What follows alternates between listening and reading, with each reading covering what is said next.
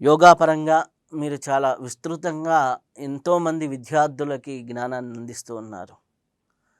మీతో ఈ రకంగా ఈ యొక్క సమయంలో మీతో ఈ యొక్క ఇంటర్వ్యూని షేర్ చేసుకోవడం చాలా ఆనందంగా ఉంది. అసలకి యోగా అంటే ఏంటి? యోగం అనేది ఉత్కృష్టమైనటువంటి శబ్దం, పదం. ధాత్వర్థం అడిగితే ఎంతో ఉంది. నిర్వచనం చెప్పమంటే యుజస్సమాధౌ యోగః అనే నిర్వచనాన్ని చెప్పొచ్చు.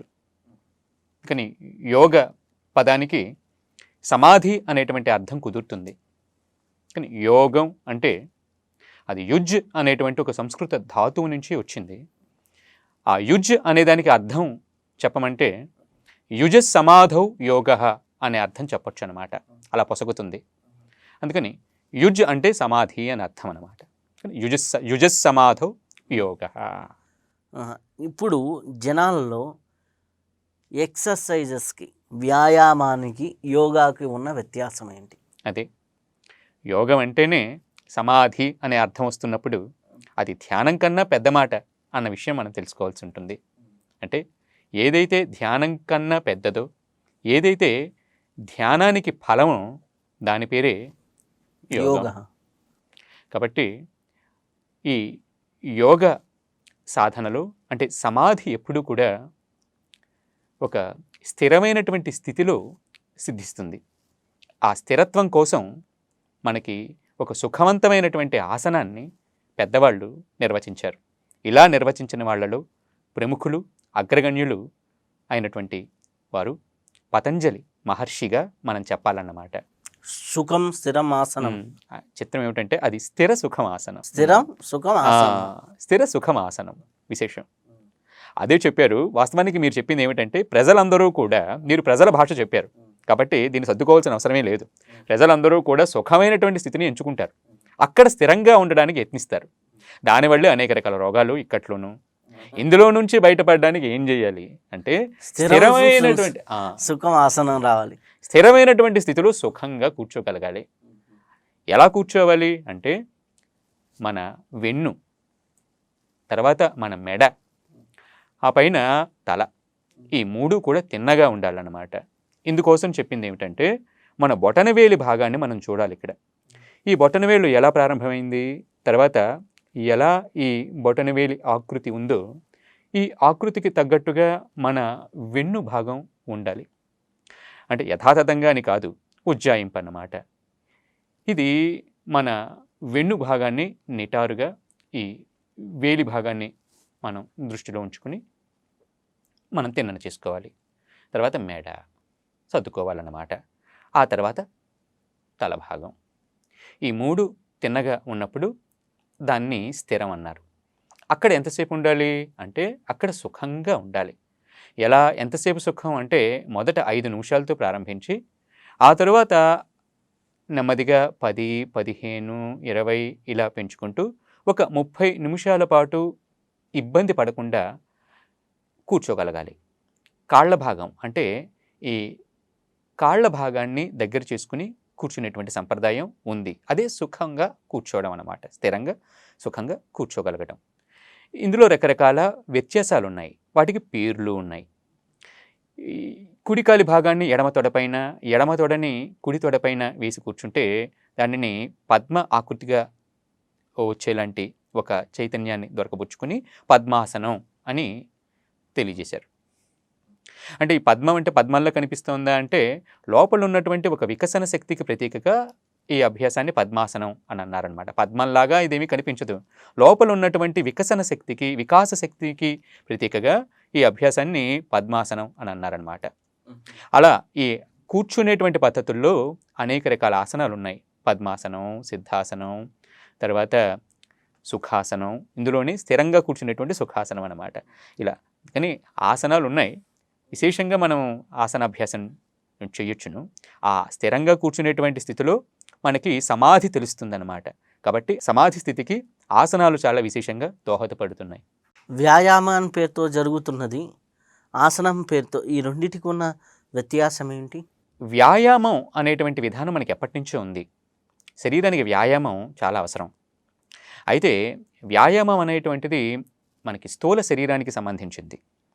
సూక్ష్మ శరీరాన్ని, స్థూల శరీరాన్ని, కారణ శరీరాన్ని కూడా దృష్టిలో ఉంచుకుని ఏదైతే అభ్యాసం మనకి పెద్దవాళ్ళు ఏర్పరిచారో దానికి ఆసనం అని పేరు. ఆసనం అనేటువంటిది వ్యాయామం కన్నా పెద్దది. వ్యాయామం అనేటువంటిది మల్లయోధులకి, ఆ తర్వాత అనేక రకాలైనటువంటి విషయాల్లో వీరత్వాన్ని ప్రదర్శించడానికి వ్యాయామం అనేటువంటిది శరీర దారుఢ్యానికి అవసరం.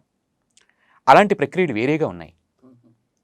కానీ శరీరంలోని సూక్ష్మాన్ని అర్థం చేసుకుంటూ, ప్రాణశక్తిని జాగృతం చేసుకుంటూ, ఆత్మకి అనుసంధానంగా మనని మనం ఎరుగుతూ, మన స్వస్వరూపంలోకి మనం ప్రవేశించడానికి, మన స్వస్వరూపం మనం తెలుసుకోవడానికి దోహదపడేటువంటి అభ్యాసం ఏదైతే ఉందో దానికి ఆసనం అని పేరు. అయితే ప్రాణాయామం అంటే ఏంటి? ప్రాణాయామం అంటే ఎప్పుడైతే మనం 30 నిమిషాల పాటు ఇబ్బంది లేకుండా కూర్చోగలుగుతామో ఆ కూర్చున్న స్థితిలో శ్వాస మందగిస్తుంది, శ్వాస నెమ్మదితనం తెలుస్తుంది. అప్పుడు సహజ సిద్ధంగానే ప్రాణ ఆయామము, ప్రాణము ఆయామము ఇవి 2 పదాలు అన్నమాట. ఆయామము అంటే ఆగడం అని అర్థం ఉంది. ప్రాణము అంటే దానికి అనేక రకాల అర్థాలు ఉన్నాయి. వాస్తవానికి వేదంలో ప్రాణం అంటే వదిలే గాలిని అర్థం ఉంది.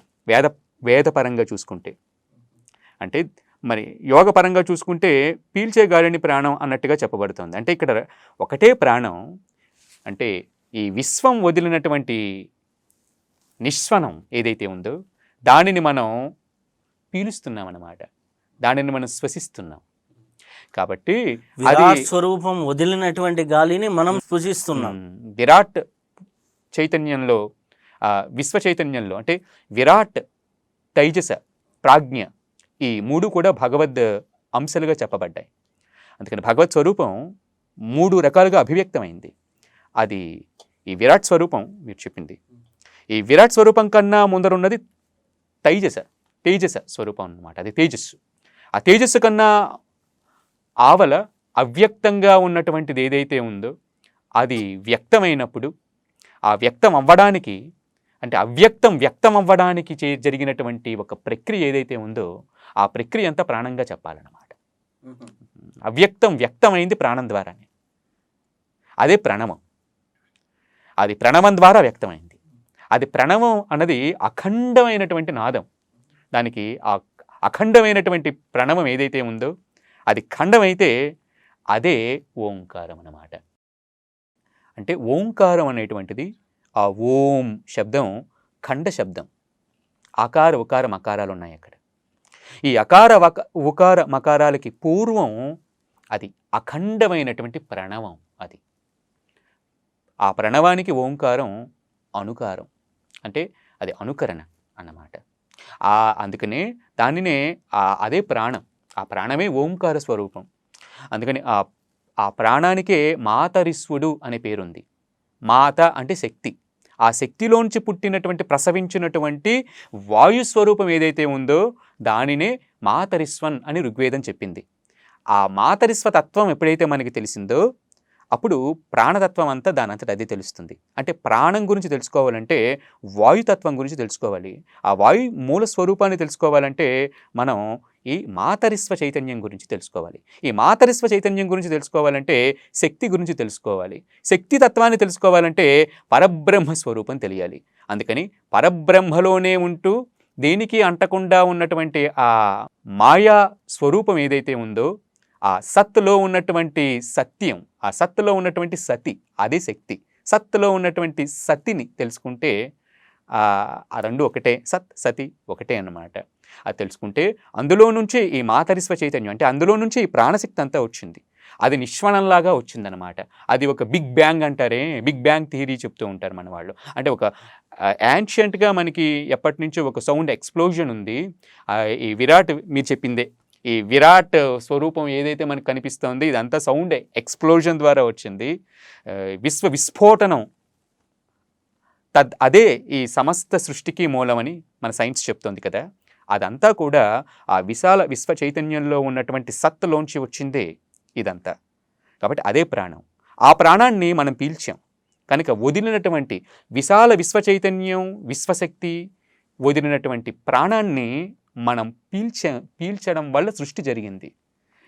కాబట్టి అలా ఇది శరీరగతమైనటువంటి శ్రేష్ఠ ప్రాణం అన్నమాట. శ్రేష్ఠ ప్రాణం అనేది ఉంది. అది వ్యష్టి రూపంలో అది శ్రేష్ఠ ప్రాణం.